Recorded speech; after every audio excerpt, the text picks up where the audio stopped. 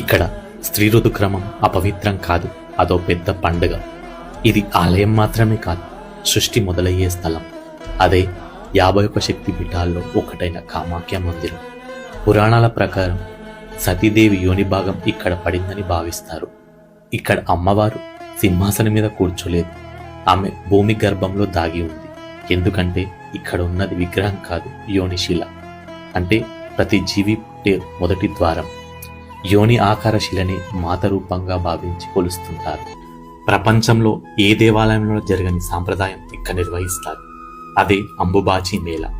ఈ మేళాలో సిద్ధులు, యోగులు, అఘోరాలు సహా లక్షల్లో భక్తులు పాల్గొంటారు. ఇది ప్రతి సంవత్సరం జూన్ నెలలో నిర్వహిస్తారు. ఈ సమయంలో కామాఖ్య మాత కూడా ప్రకృతిలాగానే ఋతుక్రమంలోకి ప్రవేశిస్తుందని భావించి యోనిపీఠాన్ని తెల్లటి వస్త్రంతో కప్పి శక్తి విశ్రాంతి కోసం ఆలయాన్ని 3 రోజులు మూసివేస్తారు. ఈ సమయంలో అస్సాం మరియు చుట్టుపక్కల ప్రజలు పొలం దున్నడం, విత్తనాలు నాటడం వంటివి చేయరు. ఎందుకంటే వారు కామాఖ్య మాతను సాక్షాత్ భూదేవి స్వరూపంలో భావిస్తారు. ఒక స్త్రీకి ఆ సమయంలో ఎంత విశ్రాంతి అవసరమో అలాగే పుడమి తల్లి కూడా విశ్రాంతి ఇవ్వాలనే ఉద్దేశంతో భూమిని కదిలించే పనులు చెయ్యరు.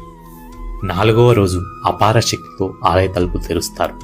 విచిత్రంగా యోనిపీఠంపై కప్పిన తెల్లటి వస్త్రం ఎరుపు రంగును సంతరించుకుంటుంది. అలాగే పక్కనే ప్రవహిస్తున్న బ్రహ్మపుత్ర నదిలో నీరు కూడా ఎరుపుగా మారుతుంది. ఇది మాత ఋతుస్రావం వల్లే జరిగిందని భక్తులు భావిస్తారు.